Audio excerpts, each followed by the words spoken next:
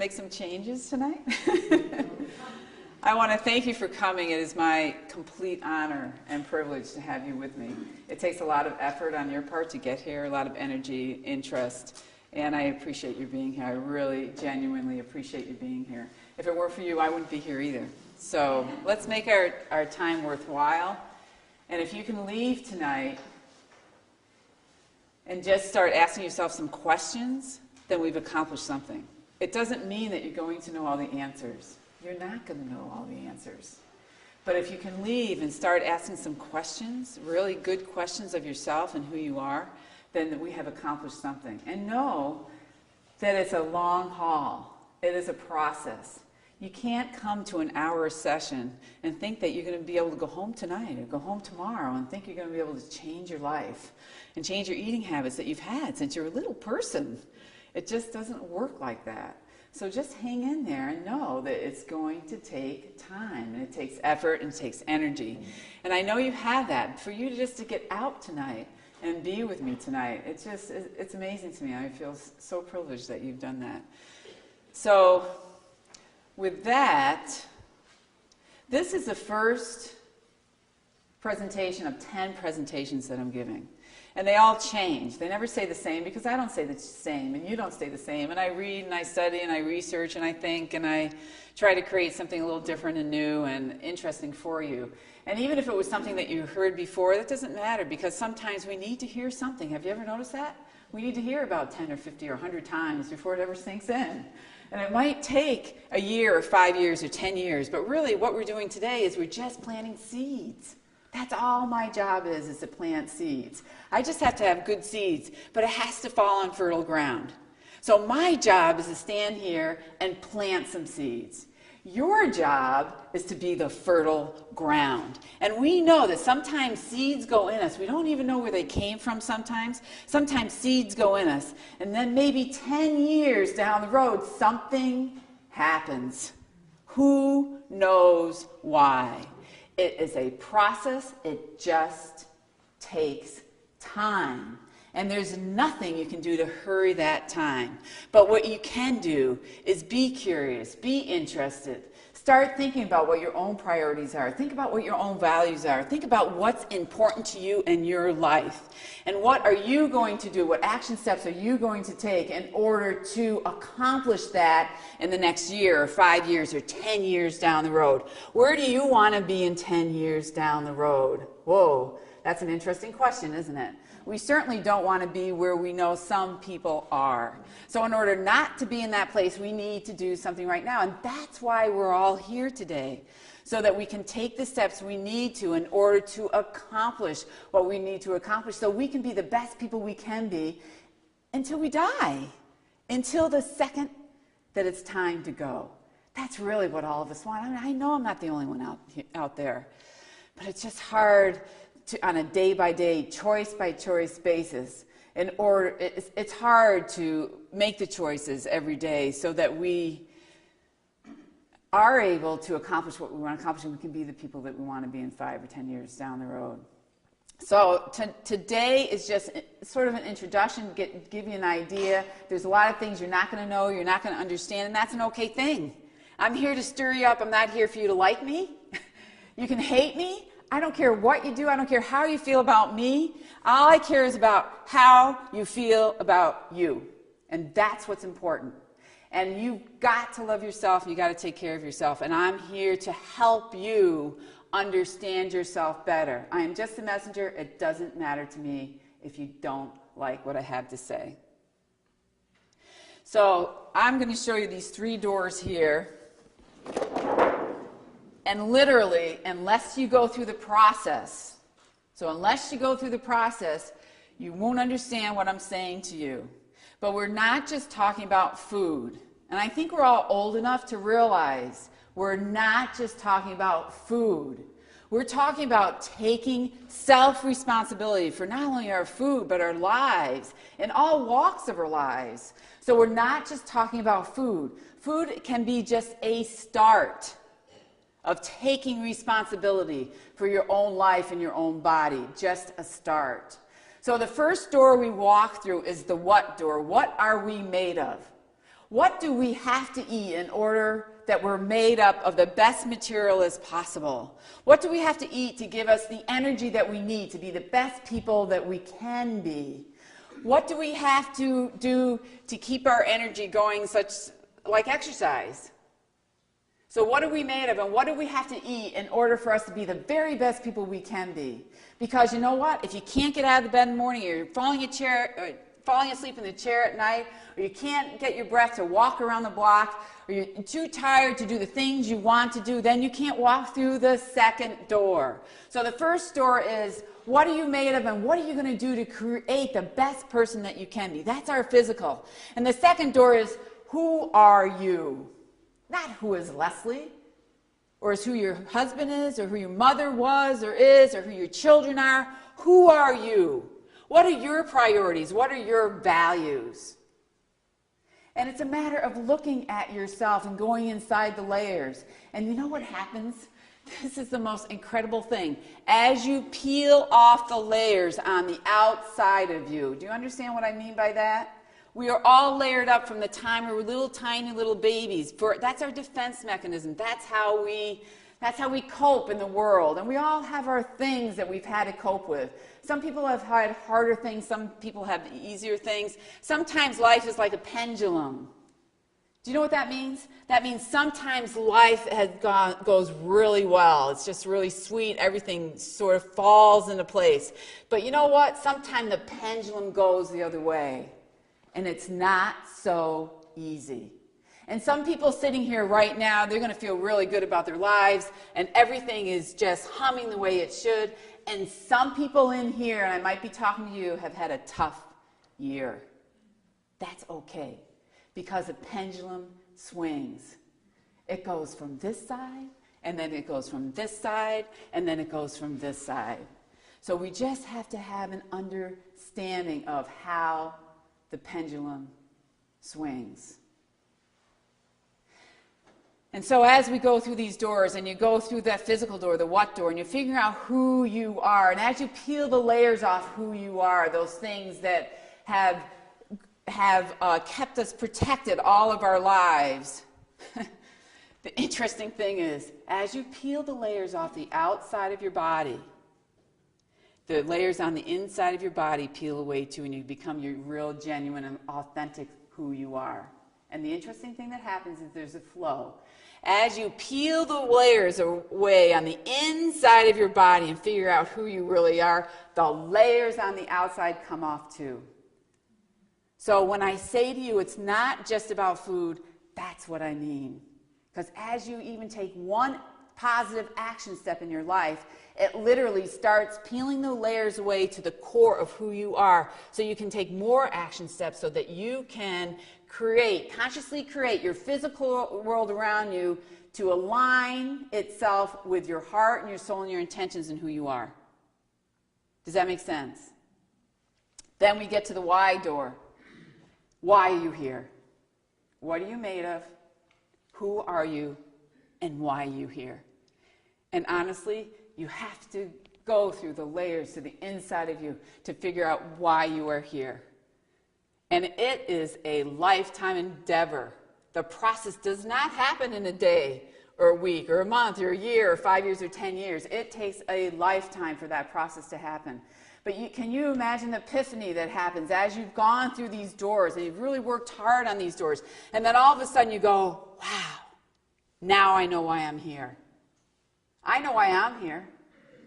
I'm here to raise up the consciousness and awareness of other people. I know that. I know that just as clear as I know the face on when I look in the reflection in the mirror. I know that. You figure out why you are here. Maybe you're here because you're an awesome mother, or an awesome grandmother, or an awesome friend, or a spouse. I don't know what it is, but everybody here has a purpose. But in order to find out what your purpose is, you have to go through the layers in order to find out what your purpose is. So we're not just talking about food, but a food's a start. It's a start into opening the doors into the person that you are. That's the beauty of it. That is the absolute beauty of it.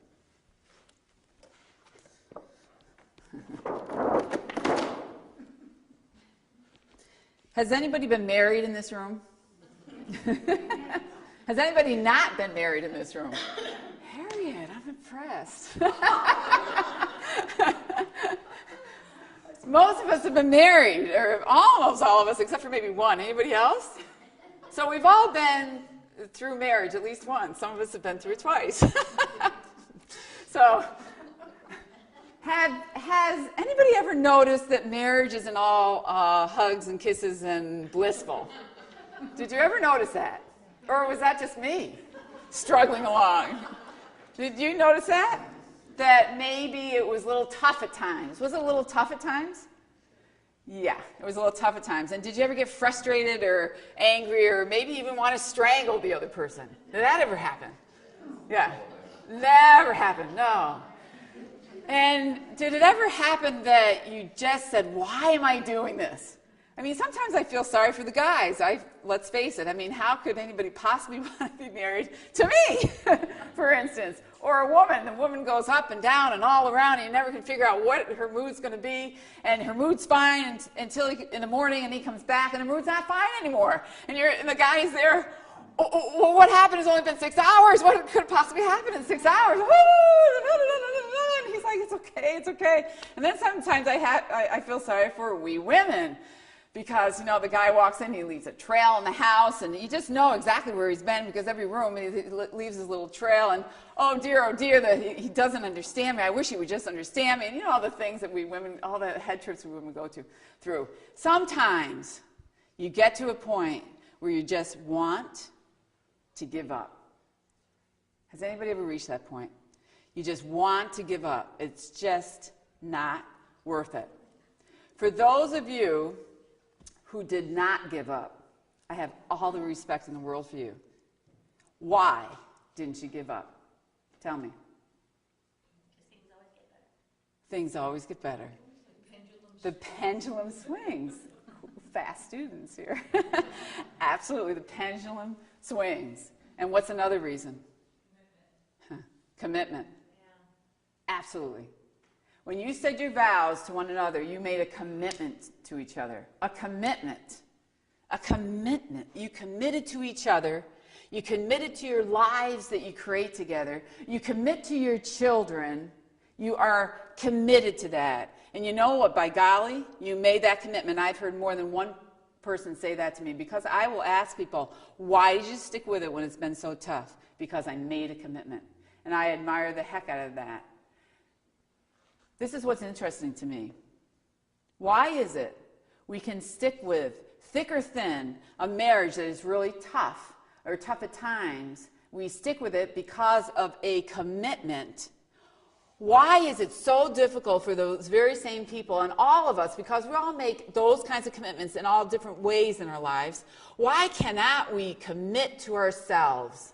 Why can't we make that same commitment to our bodies and our health and our lives? You know what? Because the bottom line is, if you lose your health, you lose everything, including the marriage that you have committed to.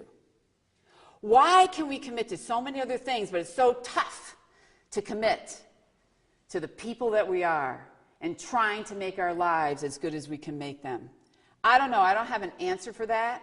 But the next time that you want to give up on your own body because it's just carrying around too much weight or it doesn't have enough energy and you're just frustrated and you're at the end of your rope and you want to give up, think about the time you made a commitment and you stuck with it no matter what, because this is the most important commitment of your life. Do you know why? Because it's your life. And you have to have your life first, and then you can have everything else. And I have this little baby up here because it takes baby steps to make changes. And you're going to fall, and you're going to tumble, and you're going to get upset with yourself, and you're going to guilt, and you're going to beat yourselves up. And you're going to do all these things we do because we get off track, we stumble. Who cares? Who cares? Just get up. A baby gets up, a baby's committed to running. So a baby gets up, your spouse got up and didn't want anything to do with you the minute before, gets up and says, well, let's go at it again. So don't give up. and keep going. And just because you stumble and fall down, do not give up. Your body is what you've got. That is your life. So keep going forward. Keep baby stepping forward. I want to share a little story with you, if I may, if I can get through it.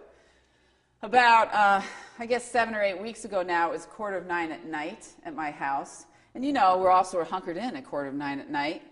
And I get a phone call from a dear friend of mine, and she said, Leslie, can I come over right now? Do you know the last time someone asked me if they could come over at 9:15 at night? I mean, I don't remember the last time. So, as all of you would, I took a deep breath, and I said, yes, of course. I had no idea what it was about. I had none. And so she comes in about 15 minutes, half an hour later, knock at the door. I answered the door, and she's there, and her husband's behind her. And she steps in the doorway,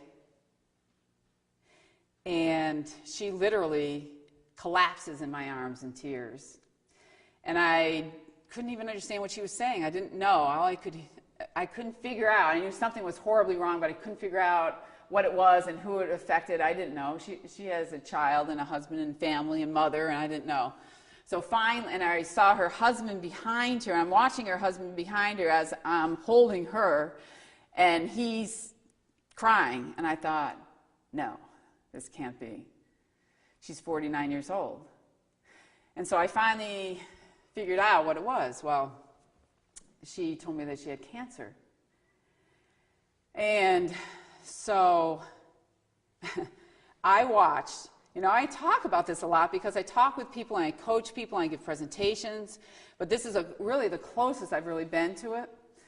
And literally, I watched her whole world leave her. It was tipped upside down, and it will never, ever be the same. Ever. And it was such a tragic and such a sad thing, and it just haunts me, as everybody knows, and it haunts everybody else who knows about it also.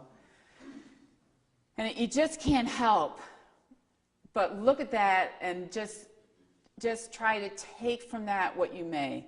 And one of the things we can take from that is our greatest asset, no matter what we think, is not our property. And it's not our house. And it's not the car we have, and it's not the trips we go on, and it's not our bank account. It's not the clothes that we have, and it's not the gadgets that we have in our house.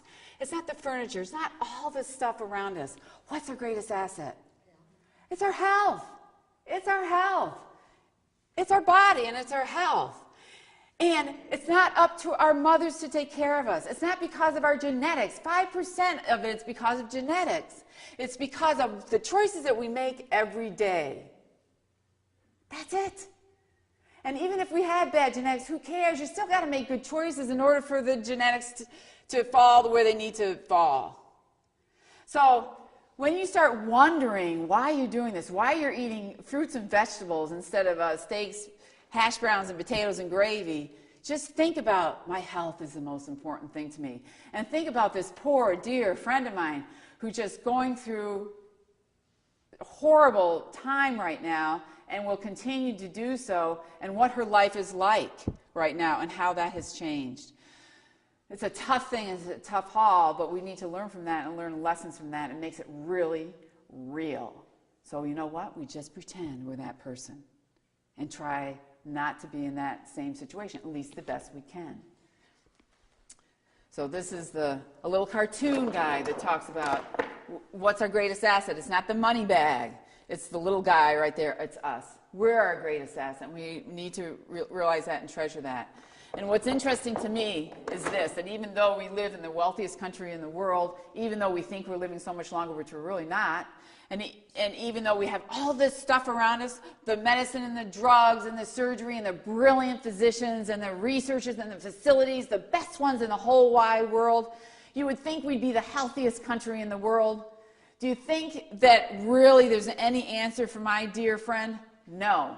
The answer is prevention. And I'm not saying that she could prevent it. I'm not saying that. But I'm saying there's most of it that can be prevented.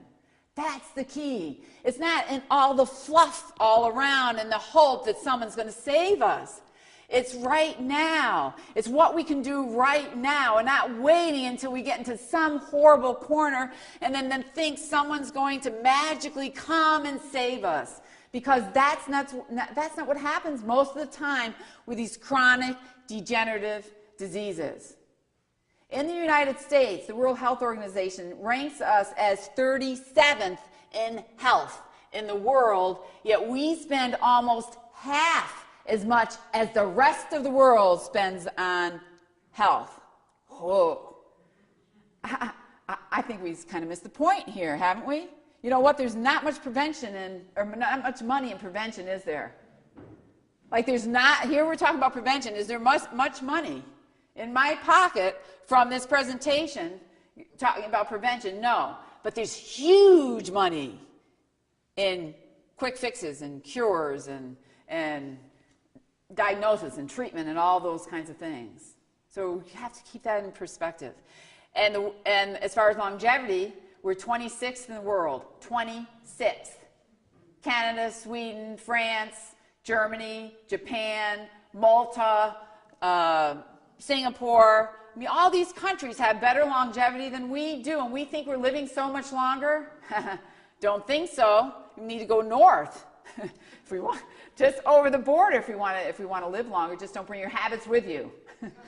Keep your habits here.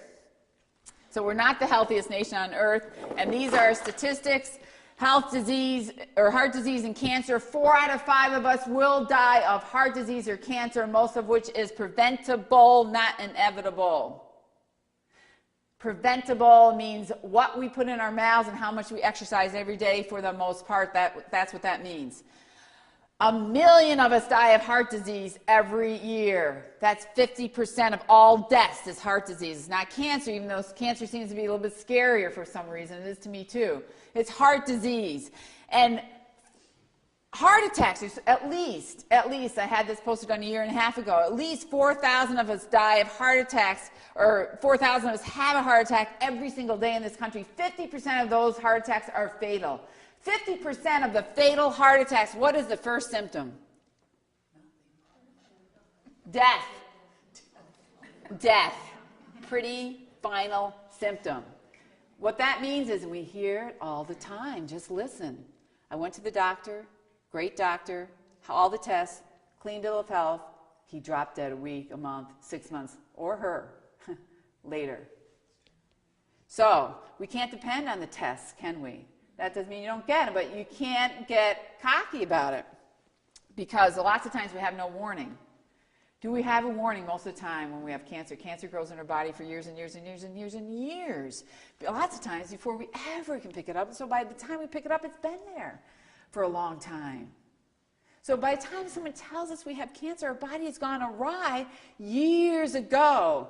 Yet when you start reading about cancer, do you know that cancer, in order for cancer to really become cancer, it takes 7 steps for a cell to go through what it needs to go through in order for it to become a renegade cancer cell. 7 steps. You have 7 long chances to get it together so those cells can be healthy. What foods prevent cancer? There's no argument about this. You know, no matter what anybody says out there, one thing they always agree on, always. What are the foods that prevent cancer? Fruits and vegetables. Why don't we center our meals on fruits and vegetables? Hello? Why didn't our mothers think of that? Why didn't our grandmothers think of that? Have you ever once heard that a steak prevents cancer? Have you ever once heard that potato chips prevent cancer? Have you ever once heard that dairy products, cheese and milk and all those things, they prevent cancer? Have you ever once heard that? Now, have you ever thought that if those foods, fruits and vegetables, can prevent cancer, those are also the exact foods that prevent all the other diseases, including osteoporosis? That's what's so incredible. We have been so brainwashed, it's really hard for us to think out of the box and say, you know what? I just have to load up on fruits and vegetables. How hard is that? How hard is that? It's easy compared to the consequences. So the other stats are this. 1 out of 3 of us die of cancer. That keeps going up. Breast cancer. Do you think we're winning the war on breast cancer? No. In 1970, 1 in 20 women died of breast cancer. Now it's 1 in 7. Now it's 1 in 7. We're not winning that war. Diabetes is now up to 280,000 people die directly because of diabetes. Hypertension, 25% of us, all of us have hypertension. I do believe that number is higher now. The last number I read was 30%. Overweight, up to, it depends on the statistics you use, up to 85% of us are overweight, and all we have to do is look around, even looking at our high schools, to figure out that we're getting larger and larger. Obesity, 26 to 30% of us are obese. I hate that word. I hate that word. It's just the word they use in order to correlate with other things. What that means is that we're 30 pounds overweight. And you know what? It doesn't take much to get 30 pounds overweight. Not much at all. So you start looking at those statistics. You know what?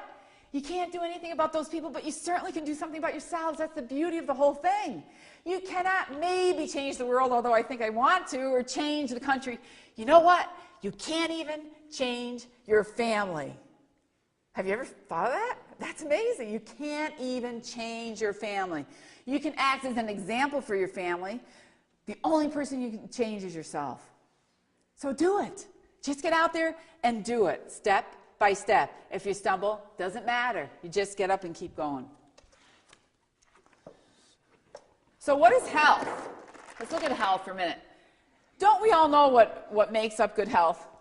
I mean, you could just tell me what are they? What do we need to do? We need to eat correctly. We need to exercise, spirituality, attitude, sleep. What? Sunlight. I mean, we know what we need in order to be healthy. Of all the pieces of the puzzle of health, this is you. And I look at health as a puzzle, a great big puzzle, and there's all these pieces that come together, and you have to have all the pieces. You can't be missing one. If you're missing one, then you're missing health, because health really doesn't mean how you feel at the moment, because you can feel great and have cancer growing in your body right now. Or you could have a heart attack tomorrow, or you could have a stroke and be paralyzed the very next second that you feel well. You can have a stroke and be paralyzed, and you never knew what hit you. So you have to have all the pieces of the puzzle in order to be whole. That's what health really means, is wholeness, and everything has to work together perfectly. Of all the pieces of the puzzle, what are we the most confused about? Food. We're so confused about food. And I'm going to take a minute to ask Harriet. She just reminded me. I'm going to take a minute. I'm going to ask Harriet. Just made some, wouldn't you say, pretty major changes in your life, in your food? Yeah. So probably in the last, it's been 2 months. Not even, maybe a month and a half even, maybe 6 weeks or 2 months. But Harriet has graciously offered, or she graciously accepted my offer of her to share just a minute of her story with you, because I think it always helps and is inspiring to see what people are doing and see that it is possible and very real. I had another man that I was going to have come tonight, but that did not work out. So we have Harriet instead, who's a perfect inspirational example. So she'll just spend a couple minutes just telling you what she's doing right now. Harriet. Okay, sure. Well, before I started this, I had gotten to the point where where you stand right here? Okay, where do you stand? Right there. Okay.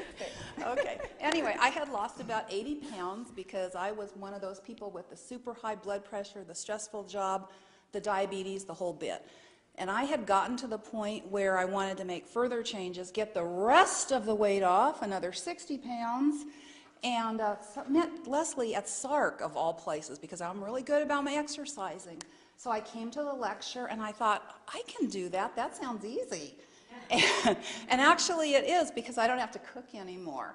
All I have to do is buy fruits and vegetables, and believe it or not, being diabetic, and I'm one that takes my blood sugars every day, if any of you folks are diabetic, and I'm eating the fruit in the morning, and my blood sugars are still completely, totally under control, And I was worried about protein, and I was telling Leslie that in all the diets I had been on, and Weight Watchers, Nutrisystem, you name it, I've been on it. And it was always the vegetables are free. Okay, in my mind, what I was thinking was, okay, so I'm not getting protein from that, I'm not getting calcium from that, because that's just free, so that's really like water, it just doesn't count. Well, then I started after hearing Leslie's lecture, I got on the internet, and I started doing a little research and realizing that all these vegetables do have protein and calcium and all these really critical nutrients, because I was really concerned, where am I going to get my protein from? How am I going to have energy? But I made the changes anyway, and I feel great. I have lots of energy, but here's the best thing, and I'm looking around at the ages in here.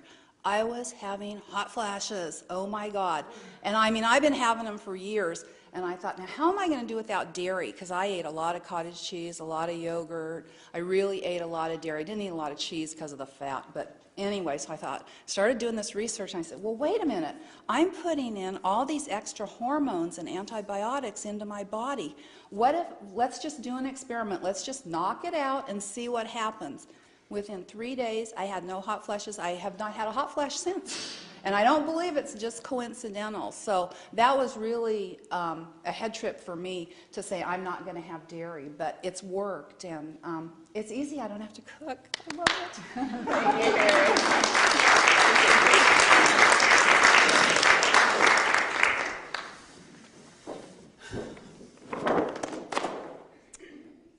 Why is it that we're so stuck in our food rut? Why is it? I mean, there are reasons. It's not because we're weak. It's not because of all those things we say. It's not because we're bad or, we're weak or we have no willpower. All those things that we say. There are real reasons why we're so stuck.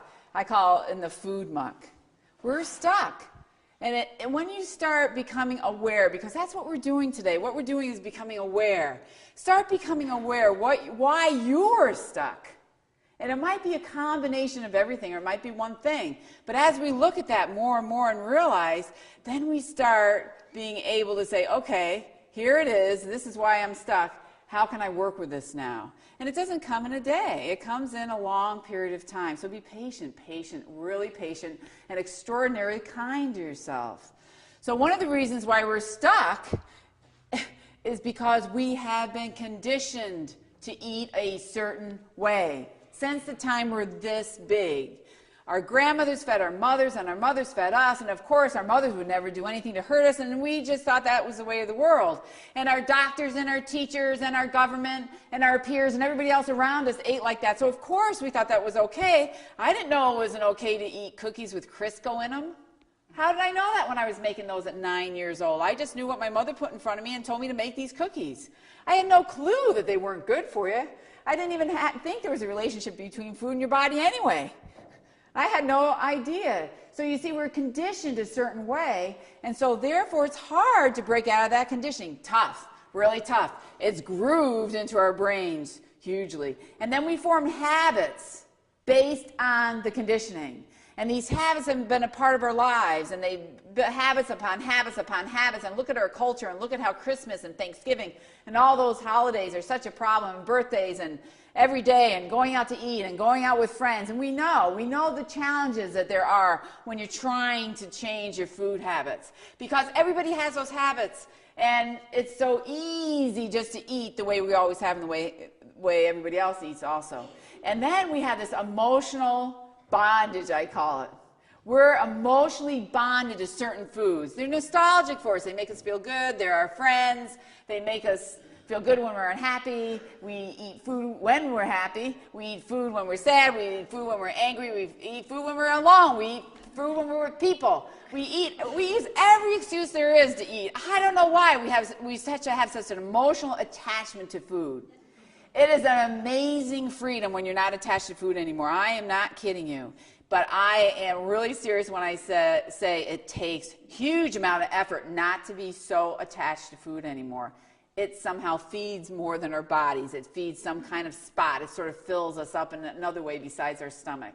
So we need to really get in tune with who we are, figure out what that is, so we're not so emotionally attached to food. So we're making better choices instead of based on emotion. And then there's ignorance. How many people don't know that you can get all the protein you need in fruits and vegetables? Yeah, how many people? Lots of people don't know that. You can get all the protein that you need in fruits and vegetables. How do elephants get the protein they need for the great big muscles? They don't eat fish. They don't eat pork. They don't eat lamb. They don't eat beef. They don't eat all those things, and they grow these great big huge muscles. Well, if they can, you know what, darn it, so can we. That's the whole point. We're little compared to what they are. And and people will say, well, they're not people. Well, I know they're not people, but they have bigger muscles than us, and they're mammals. So if they can do it, so can we, is what I'm saying. And then, so a lot of times we just don't know. We don't know that we can get our calcium not in milk. It's not the best place to get calcium. That's a tough call, because then you will go to your doctor, and your doctor will tell you to take the calcium pills and drink the milk and eat the yogurt. You know, sometimes they just don't know about nutrition. They know about a lot of things, very smart, and thank God we have them. But a lot of times, nutrition isn't their field. They just don't know that much about nutrition. And then a lot of times we can be lazy. Is that anybody? Not ever. We're never lazy, are we? It just takes effort to make changes. And we say, darn, I'm not going to do that. I'm just, you might not say you're too lazy, but let's face it, we're just too darn lazy to make changes. You know what? It's better to put the effort in right now to make the changes, because it takes a lot more effort to be sick. It takes a lot more effort to go through chemotherapy and radiation and going to doctors all the time. It's hard to be lazy when you're sick. So you know what? You can be lazy a day or two. That's okay. You can get off track a day or two. Don't worry about it. But then get back on track the next day. And don't give yourself any excuses the next day. But don't beat yourself up for the day before. And women are so good at self-beatings. And we were just so good at that. I don't know why that is, but we are. We're good at everything. We do it all so good, don't we? And then a lot of us are complacent. Do you know what complacent means? That means self-satisfied. This is the only person that I walk away from. Self-satisfied means that I'm doing good enough. You know? This kind of look. I'm doing good enough. I have balanced meals, and I eat in moderation. I mean, you can tell by looking at someone they eat in moderation. But anyway, I'm doing just good enough. That's complacency. I walk away from that person because they already think they've arrived. And anytime someone thinks they've arrived and they can't get any better, you know what? You might as well walk away until they figured out that they could do better. Because all of us, everyone in this room, can do better. And sometimes there's just too many voices. Let's face it, it's just so darn confusing. The doctor's voice, and you have an author voice, and a diet guru voice, and then you have a celebrity voice, and then you have a talk show host voice, and then you have this crazy, tiny, teeny little voice in Squim that's saying, don't listen to all those other voices, just listen to me. I mean, who the heck are you going to listen to? It's really hard, and it's confusing. Don't minimize that. It is confusing. But the more you start going through the layers of the confusion, the more you realize this is not confusing at all. And you can sort through things and you say, you know what? This is not the truth. Oh, this makes sense. You can tell in your guts if something makes sense. You can tell in your guts. You know that steak or that chicken and gravy or that pork or all those desserts, you just know those aren't that good for you. You just know in your guts. So, and then there's fear of being different, fear of making waves, fear of not being accepted, fear of being rejected, fear of your doctor not liking what you do. You see, we're just not secure in our own selves. That's why we're here tonight. So you start gaining confidence about what are the right choices for you. So you just start gathering that information. And a lot of times we worship our doctors, and we use doctors as an excuse. And so if our doctor doesn't tell us to do something, by golly, we don't do it. So if my doctor doesn't tell me to exercise, by golly, we don't do it. If my doctor tells me to eat yogurt and take calcium tablets, by golly, that's what we do. We don't even use our brains. That sort of goes into our laziness, We just don't do the research ourselves. Our doctors are not the owners of us. We are the bosses of ourselves, and our doctors are the experts that help us be the bosses of ourselves. Nothing more and nothing less. So we need to take responsibility. But this is the biggest reason right here, why I think that most of us stay stuck. It's because we just don't think it'll happen to us. And this dear friend in the foyer in the pool, and this was now 2 years ago, she walks in there, and she came up to me, and we're waiting to get into the pool, and she said, another one, she says, Leslie, I have cancer. And she looked at me, she said, what did she say? I never thought it would happen to me. I just never thought it would happen to me. Why don't we think that? Because most of us die of cancer and heart disease. Why do we think we're going to be the one that doesn't? Because we can't really relate. I don't understand. I don't know how to make us relate. We really don't relate to someone else's pain or someone else's problem. Even if it was our mother or our sister or our brother or our children even, we still don't think it's going to happen to us. So just believe it's going to happen to you, because it will probably happen to you, or it's going on right now. So you might as well start going through the process right now of making the changes. So let's talk about what are the best foods to eat. The best foods to eat are fruits and vegetables. That's kind of bottom line. And we're going to go through the presentations. By the time we're done, if you can make the commitment to spend an hour with me every 6 weeks, it's not that big a deal. If you can make that commitment, by the way, it doesn't take time. What does it do? It gives you time. It gives you time. Every time you say you don't have time, you know what? You might as well, ding, take another day off your life. These kinds of things, whether it's this, or exercising, or eating correctly, or reading a book that you need to read in order to get the foundational information, it doesn't take your time. It gives you time when it counts at the end of your life. And trust me, if you shut your televisions off, then you probably have a little bit more time to take care of yourselves right now. Unless you make the conscious choice because you don't care. If you make that conscious choice, you don't care, then so be it. Then you don't care. Then let it go. And don't care and take responsibility when someone tells you that you have some terrible disease. So instead of thinking subtraction, because as soon as you start talking food, we think that, oh my gosh, what am I going to have to give up? That's where our brains usually go. What am I going to have to give up? And we have it so tough in this country, don't we? Oh, such a sacrifice. What am I going to have to give up? I'm going to have to give up chocolate, or am I going to have to give up coffee, or am I going to have to give up meat, or am I going to have to give up yogurt? What am I going to have to give up? So you know what? Don't think about that. Don't even go there. Let's think about what can you add to your diets right now that would help get your body in shape.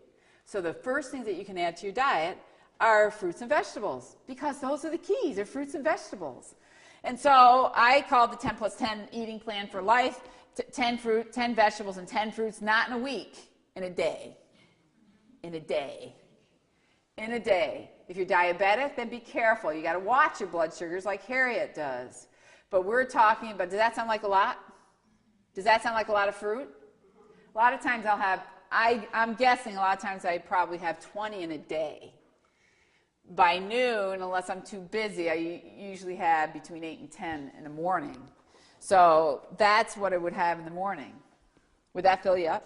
Yeah. Oh, yeah. Now, is that a sacrifice? No. I mean, this is a food that feeds us. Yeah, Lucy. Lucy? Lucy? This is a food that feeds us. So every time you eat food like this, say, this is the food that feeds you. This is the food that prevents the cancer and the heart disease and the strokes and the diabetes. This is the food. Is this a sacrifice? No. You fill up on the good food first. That's one of the rules, and you have that in your packet. So read the couple little things I put in your packets when you go. You fill up on the good food first, so fill up on this. And if you can't eat this because you have diabetes, then fill up on oatmeal. There's always a better option than eggs and bacon and butter and toast and coffee. So that's there you have the fruit. And then how can you possibly eat 10 vegetables? Because I'm sure as soon as I say 10 vegetables, you're thinking about the dinner table. And at the dinner table, you have your meat, your potatoes, and maybe a little salad that's this big. And then you have your steamed vegetables. So I think as soon as I say 10 vegetables, you think of, oh, How am I going to eat 10 different vegetables at dinner time? Kind of, that's how it goes. You know what? You just eat them at noon, and you just stick them in your salad. And then you have the whole rest of the day. So this is my salad that I made at lunch. I made 2 of these, one to eat and one to show you. And they're exactly the same size. And there's 10 different vegetables in the salad. So by noon, this is what I had for lunch. Now, wouldn't that fill you up? Now, without the avocado, how many calories is that? You want to lose weight? Eat 3 salads in a day. I am joking. But this is 160 calories. A ham and cheese sandwich is probably 500 calories. Where do you get the best nutrition and the least amount of calories? In your vegetables. Fruit has more calories, but it's okay. Calories are good if they're good calories, not if they're bad calories. So you fill up on the good food first. That is the main deal. You fill up on the good food first. Then if you want other stuff, have at it. But if you're really full, really full, and your brain shuts your stomach off is what happens, then you know what? You're not going to, at the very least, you're not going to eat as much of the other food. So you center your meals around the fruit and vegetables. And this is just really short. One of the presentations we have, the whole thing's around that. And I bring different food in. And I throw it at you too, actually. So it's kind of fun. And then what I put on it, and look for water-based dressings, but what I put on it is a half a lemon now. And trust me, I've probably tested out at least 100 different dressings. But I don't use any oil at all because it's extra calories. I don't care if it's olive oil. It's not good for you. And so I just put balsamic vinegar on it. I just literally go like this and squeeze lemon on it. That's my salad dressing. It's perfect. Absolutely perfect. It took me about a week to get used to. It's different, but it's absolutely perfect. So that gives you a little feel for you. Just start thinking differently. So even after just this short amount of time, you can say, well, what can I fill up on? What fruits and vegetables can I fill up on? And if you have some, and I'm not supposing that you're going to be able to eat all that salad for lunch. Lucy, can you eat all that salad for lunch? You do. See, Harriet does. You and me are the only ones. But there's most people that look at that, and that could feed a family of 8. Because usually we have this, whatever. But literally, this is the food that keeps you healthy and keeps your weight down. So you fill up on this stuff first. And then I'll throw in I'll just throw in a couple almonds. Our last presentation, I had food all over the place to show you, and I will do that again at the end of these presentations. But I'll throw in just to fill in just a little bit, and that really does fill you up. And then you can fill in with whole grains and beans and fresh juices, raw nuts and seeds, and those kinds of things. I have one more guest, and this is a woman who also, to me, is very inspirational. She started in the middle of the holidays. She decided she was going to start making some changes. And I was thinking, that's great if she can do that, but it's a tough time. It's a tough time to do it, to really start making some changes. But she has done really well, and she is always just a light in my life. Every time she comes into my office and I see her, she's so vibrant and up and energetic. So she's spent a couple minutes. Donna Hare. Donna, come up for a minute and talk about how the changes that she's made. Thank you, Donna. Well, I started the week before Thanksgiving. I've turned 60. I felt old and waddling, and I had achy joints and stiff hands, and I was miserable. And I saw the little ad in the paper, so I started in fruits and vegetables. I absolutely love it. Went away for 2 weeks over Christmas. I don't have cravings. You can go places and do things and always find fruit and vegetables. And I have a husband. I feed him regular food. The real food. The real food. It doesn't bother me in the least. I worked around the balsamic. I love the balsamic, but there are different flavored balsamics, and it just connects. And I've lost 20 pounds. That's the side of it. But I have no aches and pains. I can get up. I can move. I don't waddle around in the car. I can get down and get up. And I couldn't do that before.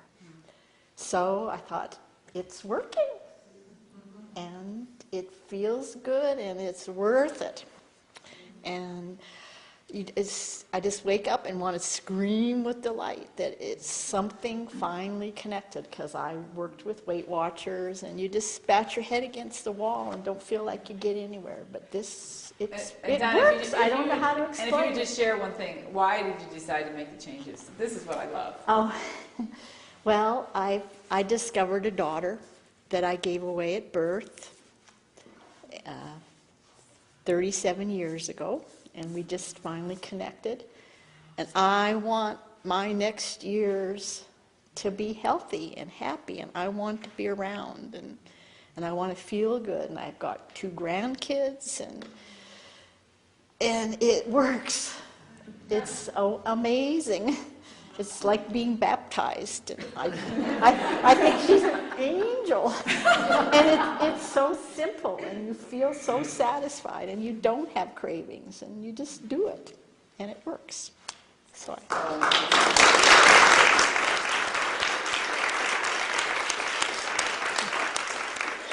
Is she a dear? Yeah. And I don't get any bonus by telling everybody. She doesn't get any bonus. I'm not gonna do that. So we'll talk just a second about, then after you think addition, then you think, well, what am I not that attached to? What's not that important? It's just sort of a habit. It's no big deal to you. You're really not that attached to. Some people will sit down when I work with them, they'll say, I'm not giving up coffee. That's the first thing. Or what's the other one? Chocolate. I'm not giving up chocolate. Or I'm not going to exercise no matter what. And then what do you think I say? Okay. It's okay. It's okay. And it's amazing the change that people make in themselves, even though they say, I am not going to give up coffee or whatever it is. So don't think about what you're really, really attached to. Think about some of the extraneous things that you're not so attached to. And you're just feeding yourself out of habit. So you just start gravitating away from some of those things is all. So it is a process, and it's complicated, and depending on the person, you make different changes in different ways. So there are many things that you can subtract. Again, we talk about about that in another presentation. This is the worst disease of all. I'm just going to say this briefly. And what is that called? The Abbott disease. What's the Abbott disease, Fred? Abbott? I'm kidding. What do you think the Abbott disease? The Abbott disease is, I would eat better, and then we always have this little excuse that rears its ugly little head. I would eat better, yeah, but I eat in moderation. I don't need to change. Yeah, but I eat a balanced diet. Yeah, but it won't kill me. That's what we say. A little of this won't kill me. How often do we say that? Of course, one little thing is not going to kill you, but all the little things that you have at breakfast, and all the little things that you have in lunch, and all the little things you have for snacks, and all the little things you have for dinner, and all the little things you have to drink, and all the little things you have after dinner, that's what kills us. And we're not doing it just for one day. We're doing it for 55 years of our life. All those little things do exactly what they think that we're not doing. They're not doing. They're killing us. So we always have these little yeah, but excuses. I'm not going to go out and walk today because, I'd like to, but it's too hot, it's too cold, it's raining, it's sunny, it's too light, it's too dark. I mean, we have all kinds of different excuses. It's so easy to come up with a but. So that's the worst disease. We know what we need to do in order to be healthy, in order to take care of ourselves, but we don't do it. Because we have these little reasons why we don't do it. So that's the worst disease of all. I have a question for you. And just give me a raise of hands. Think about the people in your lives. Just think for a minute about the people in your lives. Can you think of one person who you wish was sitting right here, right now? Can you? Can anybody? Think of one person who you wish was sitting here right now. So this is what I ask you to do. Katie and Diane, who are my amazing support team, or I'm the supporters of them, or one thing or another, they're going to hand you out a piece of paper, and they're going to give you a pen, and what I want you to do, I don't know if they have pens, they do have pens, is just write down that one person's name And no one's going to see it. I'm not going to see it. But give it to that person. Just give it to that person. You know, even if it's someone who's far away, send some information to that person and say, I really want you to come. I really want you to come to a presentation. I really think it can change your life. And sometimes it's just a matter of just getting out there and giving them the information. And what's the worst that can happen? They'll say they're not interested. They go, yeah, but. Yeah, they go, yeah, but. And if they're not interested, it's okay. Who cares? I mean, who cares? You just start trying to be warriors out there for them, for yourselves, for your family, for the nation, and for the world. That's what we need. We need warriors out there who can really speak the truth. So you just write down that person's name in there, and on the back, you'll see a schedule of the presentations, and also on the back are quotes, I think. Yeah, quotes about the changes that people went through. So I'll give you a couple minutes to write that down, and then I'm going to ask you one more question.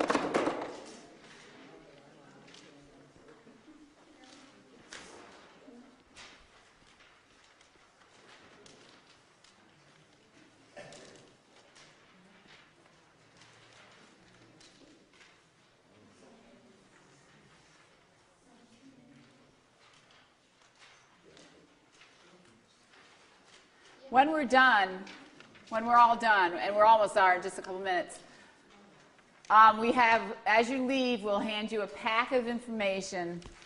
We give, because obviously I don't put these together myself. I just tell them what to do, what to put together. We give a packet of information. These have really changed every time. So get a packet of information. I'm trying to get it as short and sweet as possible so that you'll actually will read it. So go home, and not tonight necessarily, but tomorrow. Make a commitment, that commitment to yourself. And actually look at the information and start looking at that. And know that I'm a resource for you, and so are Katie and Diane. And that we have a tremendous amount of knowledge between us. And then I have an awful lot of articles and videos, and the presentations are in videos. There's so much in books. So there's so much you can learn just from being around me and my office and the office team that we have. And so if any of you are interested in every week following this presentation, I give a forum. So the forum is held at my office. I can only have 20 people at that forum, and it's more informal. So we have an exchange. So if you have questions and those kinds of things, I come with a program, but what will happen is you'll have questions, and I'll answer those questions for you. So it's more give and take. It's your information. It's you helping each other. It's you connecting in with other people so that you have a little bit of a support people around you, because you know what? You walk out of here, that makes sense tonight. You walk out of here into the real world, it's like, whoa, that's the real world. It's hard. So if you're interested in the forum, then tell Katie and Diane that you're interested in that, and they'll sign you up, because we really do have limited space for that. It is usually full when we give that. So it's fun. It's really fun, because we really do learn a lot. So if you were to be really honest with yourselves, and you went home tonight and you looked in the mirror, pretty scary, being 54 years old. We're all getting up there. Sometimes I look in the mirror and I go, who is that person? She's changed. Anyway, what I want you to do is go home tonight and think about this. You go home, you look in the mirror, and you say, are you happy with yourself? I mean, really, are you happy with yourself? Are you happy with how you look? Are you happy with your weight? Are you happy with your life? Are you happy with how you feel? Really take a look and say, am I happy with myself? And if you're not if you are happy with yourselves, that's great. And we need to be happy with ourselves on a lot of different levels. I'm talking about other levels that you can be better at. So ask yourselves, are you happy with yourselves? And then think about this. Think about right now, this moment, or when you go home tonight. This could actually be a pivotal moment in your life. And all of us are old enough to know that we have pivotal moments in our lives, when our lives literally change. It's not ever just that moment. It's everything that's built up to that moment. So let's pretend that today, tonight, is a pivotal moment in your life, and you decide to make a commitment to your body and your health in your life. That's an amazing, pivotal moment. And you know what? It didn't happen because of me. If it happens because of you, because you're ready and positioned for that to happen. If it happens, it's because everything in your life has built up to this moment right now. And it's a pivotal moment in your life. And you decide, starting right now, that you're going to start the process, the baby steps of changing your body and taking control of your life and truly being self-responsible for your body and your health and your life. So I have 2 invitations for you that you can choose from. One is, I give a health audit in my office. I spent about an hour with you, an hour of my time, which is worth however much you think that's worth. But if you don't get in on this invitation, they cost $150. And what I do is go over with you what you eat. First, your goals, what your goals are for yourself. What do you want to accomplish in a year period of time? And then go over what you eat. And then try to help you make the modifications in your diet. And I mean diet, meaning all the food you eat, not the diet. In your diet, in your life, that are the changes that are doable for you. Isn't that a novel idea? Because it's by these doable changes that you make in your life that will really make the changes in your body. Cell phone time. So that's one of the opportunities we have, these health audits. We give them, if you sign up for them tonight and pay us tonight, they're $25. So pretty cheap, pretty inexpensive way of making a commitment to yourself in your life. So if you like a health audit, Katie or Diane will, I think Katie will be the person who will schedule for that. I'd be happy to see you in my office. That would be really fun. And the other opportunity that I have for you is if any of you are interested in joining a coaching program. That program is called Power Partners, and it's one-on-one coaching with me. And what I do is help guide you and help you understand who you are, what your priorities are. That's a year-long program. So that's a major commitment. It's your body, it's your health, and your life. So if any of you are interested in one of the 2 of those things, that's an opportunity for you. And if you're interested in the health forum next week, then sign up for that too. So with that, I want to sincerely, genuinely, from my heart, thank you for coming. I really appreciate you more than you can know, and you so make my life and my purpose in this life so worthwhile.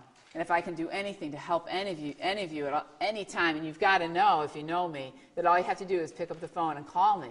You can call me here, or you can not here. You can call me in my office. If I'm not available, I will call you back, I promise. Or you can call me at home. So we are very accessible. If you need help at any time, I'm here to help you. And Katie and Diane, my gosh, they're a tremendous amount of help also. So don't feel like you're alone out there. And make a commitment also to come to our next presentation. Our next presentation, I don't know when it is. It's in April something. When? You got it. You guys are committed. I love it. So with that, bless you. Many blessings. And I'll see you next time.